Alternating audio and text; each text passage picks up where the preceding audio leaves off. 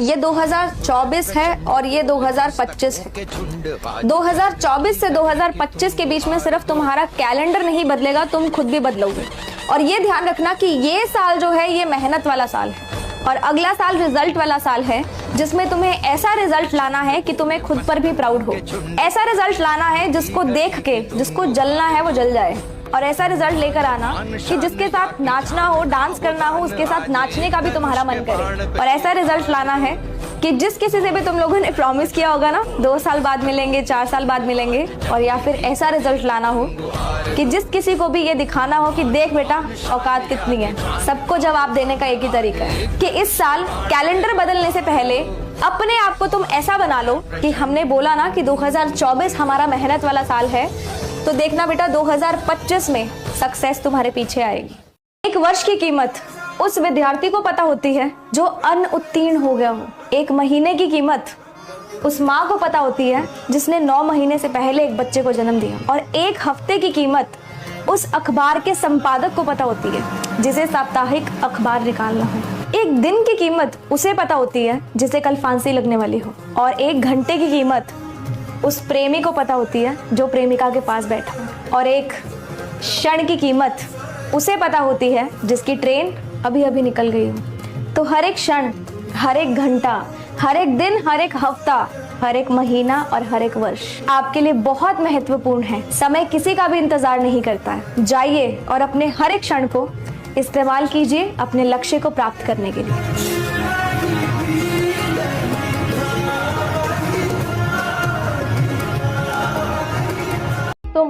तुम कंपटीशन की तैयारी कर रहे हो ना, और बहुत ज्यादा डर लगा रहता है ना कि सिलेक्शन हमारा होगा या नहीं होगा। मन कभी रूठता होगा, कभी टूटता होगा, कभी रुकने का भी मन करता होगा। ऐसा ही हो रहा है ना, मुझे पता है, मेरे साथ भी ऐसा होता। लेकिन एक बात याद रखना कि ये जो पृथ्वी है ना, इस पे कई प्रजाति के प्राणी हैं। सब अपने काम में लगे हुए हैं, सब अपने काम में लगे हुए हैं, और तुम भी उसी में से एक। तुम इस कंपटीशन में बहुत ज्यादा खास, बहुत ज्यादा ब्रिलियंट नहीं हो सकते हो, लेकिन अगर तुम लगे हुए हो ना, अगर तुम बहुत मेहनत से तैयारी कर रहे हो ना, तो ये जो नेचर है ना, हम बोलते हैं मदर नेचर, ये भी एक समय के बाद तुम्हें तुम्हारी मंजिल तक पहुंचाने की पूरी कोशिश करेगी। तुम्हें ना किसी चीज के लिए बनाया गया है, तुम कहीं ना कहीं बिलोंग करते हो। मदर नेचर ऐसे किसी को नहीं बना देती। हर एक इंसान की जरूरत कहीं ना कहीं है, और तुम भी कहीं ना कहीं फिट बैठते हो, तो तुम्हें उसी चीज के लिए बनाया गया है। तो रुकना नहीं है यार, वक्त जरूर लगेगा लेकिन रुकना नहीं है। तुम्हें मौका मिलेगा, तुम्हें जहां पहुंचना है वहां पहुंचाया जाएगा। मौका सबको मिलता है, तुम्हें भी मिलेगा। तो करना क्या है बेटा, हारना नहीं है बस, टूटना नहीं है बस, लगे रहना है। जब मैं भी आप ही की तरह एक स्टूडेंट थी ना, तो सोचा करती थी कि कम उम्र में फाइनेंशियली इंडिपेंडेंट कैसे बन सकते हैं, और मैंने सिर्फ 22 साल की उम्र में अपने आप को फाइनेंशियली इंडिपेंडेंट बनाया। और जब 5 एडवाइसेस यंगर वंस को मदद कर सकती है ना, उन्हें ध्यान से सुनना। सबसे पहले स्किल्स पे फोकस करो, चाहे कम्युनिकेशन हो, मार्केटिंग हो, या कोई भी स्पेशलाइज्ड नॉलेज हो। सिर्फ डिग्रीज के पीछे मत भागो, स्किल्स को बिल्ड करो। दूसरा, अभी से ना अपने मेंटर्स को ढूंढना शुरू कर दो, और ऐसे लोगों के साथ टाइम बिताओ जो तुम्हें इंस्पायर कर सके, जो तुम्हें गाइडेंस दे सके। तीसरा, अपने टाइम को ना अच्छे से मैनेज करना सीख लो। ये बेस्ट टाइम है, सीखो, ग्रो करो और प्रोडक्टिव बनो। फोर्थ, कैलकुलेटेड रिस्क लेना स्टार्ट करो। अभी आपकी उम्र ना बहुत कम है, आपके पास लूज करने के लिए कुछ भी नहीं है, तो नई चीजें ट्राई करो, कुछ ना कुछ नया सीखते रहो और नए करियर पाथ पे एक्सप्लोर करो। लास्ट, कंसिस्टेंट रहो। सक्सेस जो होती है ना, वो एक दिन में नहीं मिलती है। फिर चाहे पढ़ाई हो, अपने पैशन पे काम करना हो, या सेल्फ इंप्रूवमेंट हो। तो अभी अगर आप 18, 20 या 21 साल के हो ना, अभी से इन स्टेप्स को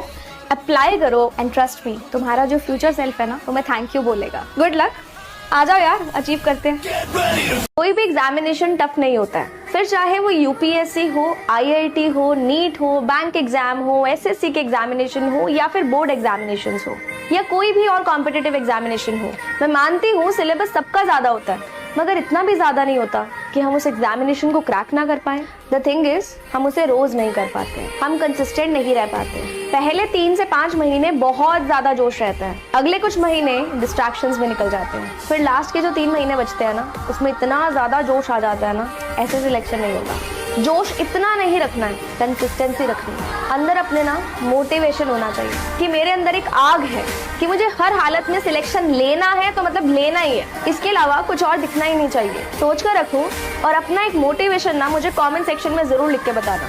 what is your motivation and why you want to crack any examination in your life, why you want to be successful in your life. और उसे अपने स्टडी टेबल पे, रूम में, दीवार पे, जहां भी पढ़ते हो बस अपने सामने लगा दो।